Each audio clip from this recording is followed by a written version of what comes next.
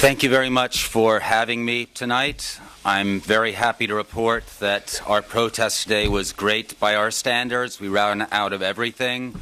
Signs, flags, and flyers. We didn't have enough of any of it. So that's a very good sign. And that has a lot to do, I think, with the prisoner we're focusing on this week, who was also the one we highlighted during our protest last week, Mohammed al-Keek. He's been in the news quite a bit this past week in particular, although it's somewhat scandalous that it took this long. He's a 33-year-old Palestinian journalist from Dura in the West Bank, and he's now on his 66th day of an open hunger strike against his administrative detention. Now, administrative detention is a legal maneuver that the Israeli occupation forces use when they want to imprison someone, typically a Palestinian from the West Bank, without any charge or trial whatsoever.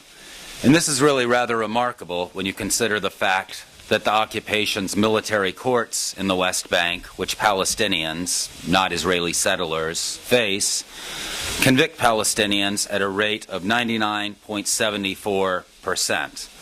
Administrative detainees are those who they can't even convict on the flimsy basis that it takes in 99.74% of these cases. It's often used to target journalists like al-Keek, as well as activists and Palestinian political leaders, including many members of the Palestinian Legislative Council, elected parliamentarians, one of whom received a new administrative detention order today. It's a rather rare moment in history in that there are actually two Israelis held under administrative detention. This is quite uncommon. They're extremists. The Zionists themselves call them extremists. You can imagine just how extreme they are. And they're being held in connection with a number of terrorist incidents, including the arsons of the Dawabshi family home, killing 3 members of a family, and the Church of the Loaves and Fishes in 48 Palestine. Al-Keek's case is attracting quite a bit of international support. Today alone there were protests in New York and London, as well as, of course, across occupied Palestine, and those experience the kinds of repression that we've all come to expect in these circumstances: tear gas, rubber bullets, etc. Fortunately, no serious casualties that I've heard of yet. And of course, the campaign is ongoing, as is a related campaign into which it's connected here against G4S. If you haven't heard of G4S, it may be one of the biggest companies that you've never heard of. It's the world's single biggest security company, and in fact its second largest private employer, after only Walmart. It has a total of, 611,000 workers in more than 125 countries. And this is a company that is literally everywhere, from JFK and LaGuardia airports to immigrant detention centers and deportation buses, which they run in the Southwest, to the Zionist prison system. Recently, a friend of mine in Gaza messaged me to say that he'd seen someone wearing a G4S uniform there. We're still trying to figure out what that was about. No one seems to know what G4S is doing in Gaza, but apparently it's something. It's one of those corporate presences that's really hard to escape anywhere you go. Our campaign against it focuses on its role in supporting the Zionist occupation through the services it provides to Zionist detention centers and prisons where Palestinians are held and tortured, as well as checkpoints and military and security forces which routinely deploy to attack and kill Palestinians. It's the target of an ongoing campaign that was initially launched on April 17th, Palestinian Prisoners' Day, 2012, by the Boycott, Divestment, and Sanctions National Committee and a number of other Palestinian civil society groups. And since then, it's achieved a great deal of success. Institutions including the Bill and Melinda Gates Foundation and the United Methodist Church, to give you two examples in this country, have sold their shares in G4S.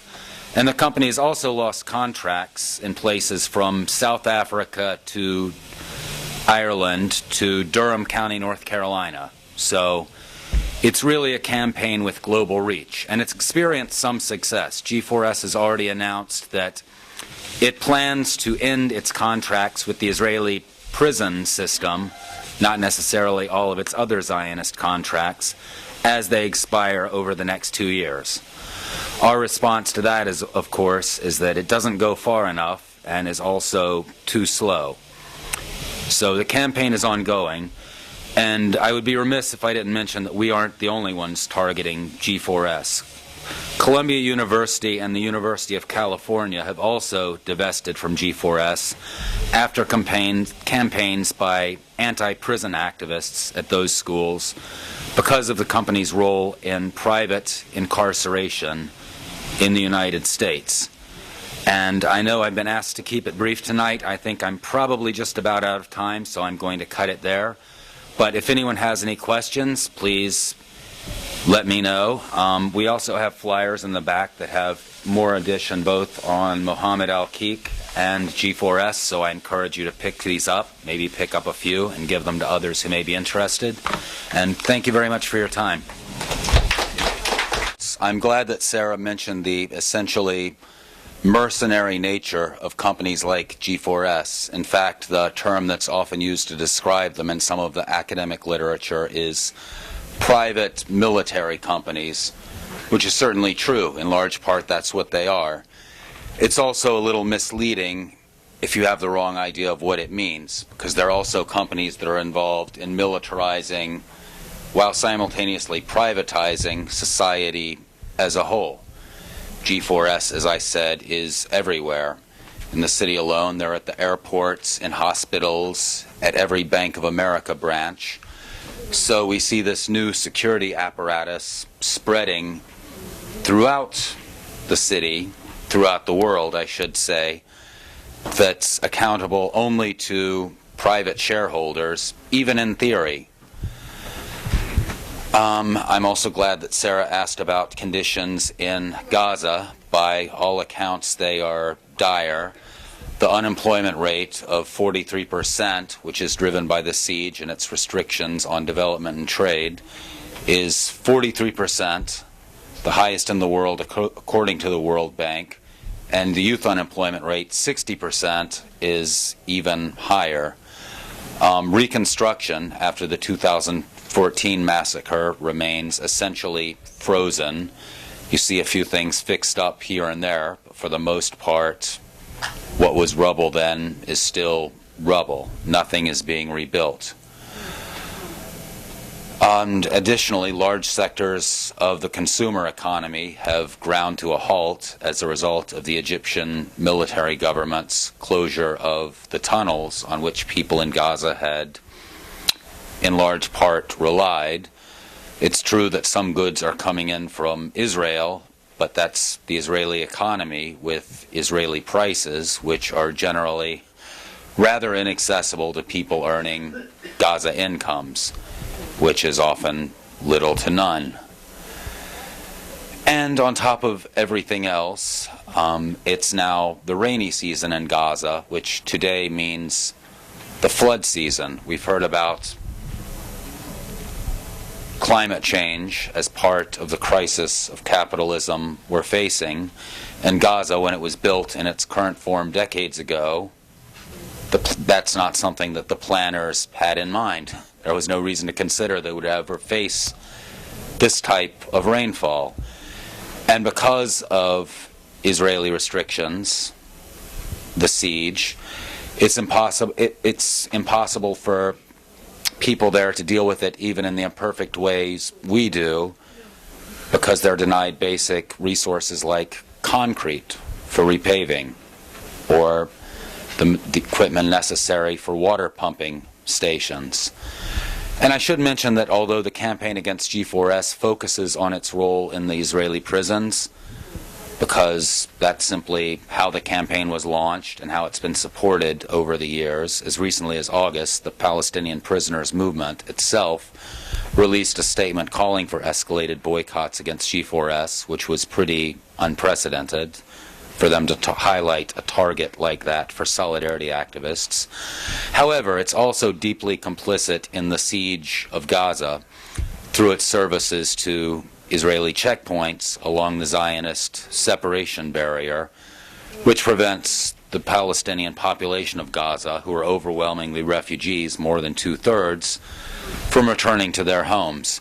As I said, G4S is everywhere. And finally, yes, the protest against G4S is a weekly event. I encourage you all to come out. It's a fun, friendly gathering. We're there at 4 o'clock at the G4S office, 19 West 44th Street, just off of 5th Avenue. We usually try to highlight a specific Palestinian prisoner or prisoner's issue during each protest. For the past couple of weeks, this has been Mohammed al-Keek. I suspect that he might be our focus next week as well, unless something changes. So I encourage you all to come. As I said, pick up the flyers. Our website has a lot of information, both on Samadoun's activities and the issues we address. And once again, thank you all very much for your time.